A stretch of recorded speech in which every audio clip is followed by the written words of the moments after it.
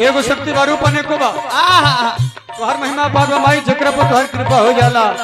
धनवान विद्वान गुणवान बन जाला। कहले के माई ए बीड़ा वाली मैया राव महिमा अपार बीड़ा वाली मैया राव महिमा अपार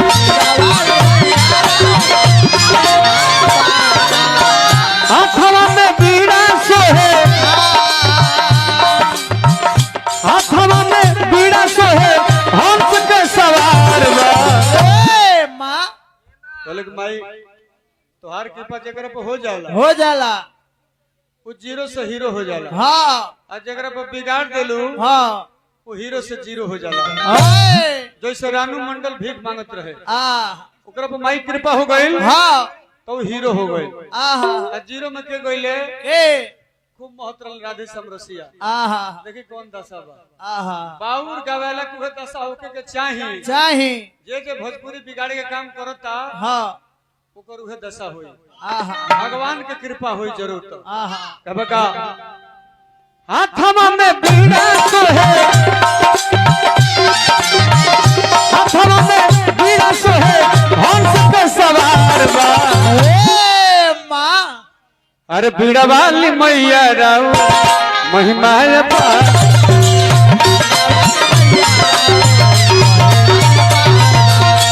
बीड़ा वाली मैया राव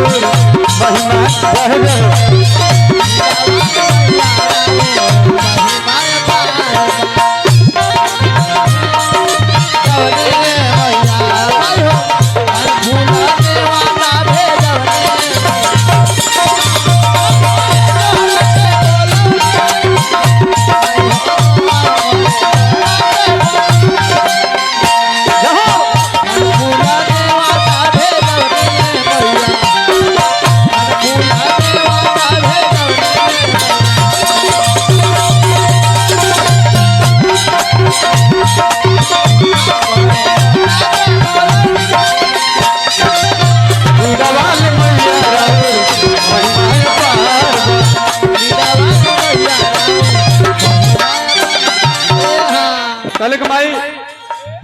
जगह के संत सिमड़ी बनौलू तुलसीदास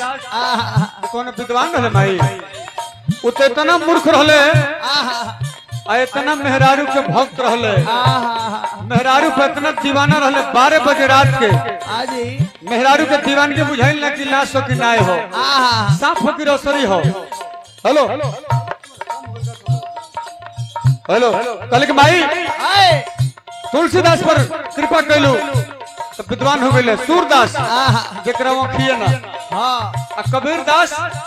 कौनो स्कूल में पढ़े ना गई रहे माई आ तोहार कृपा भइल उनका सब श्लोक शब्द निकलल जरा के लोग बड़का यूनिवर्सिटी में पढ़ता कि का हो। तुलसी कबीर के बनौल मशहूर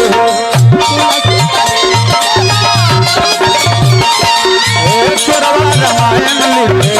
बोल के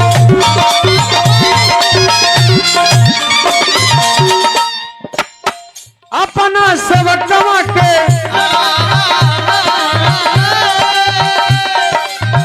माई के दुवरिया पर मचल दे जकार शेरवाली मैया राऊ शक्ति को रूप अनेको माई अरे बीड़ा वाली मैया राऊ महिमा अपार बीड़ा वाली मैया राऊ महिमा अपार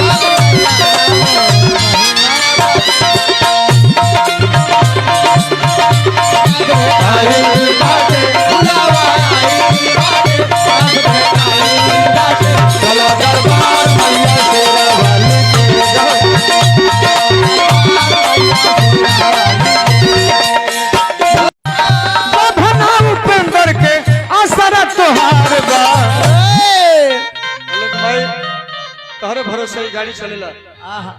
तोहरे भरो कृपा बा माई तो हमरो ऐसा कलाकार के जेकरे को बाउर बात लिखे बोले के इनको गाड़ी डगड़ती आई कलयुग में भगवान के कृपा बा ना जी ना तो माई अपन लोग तो बेटी बहन लेके चलते बाज कल दुगला के कलाकारी के ताय भइल बा भगवाने जानते रे हां ए कलकाए अरे बभना उपेंद्र के अरे सरा तोहार बा चलो अब बीड़ा वाली मैया राऊ महिमा पार बीड़ा वाली मैया राऊ महिमा पार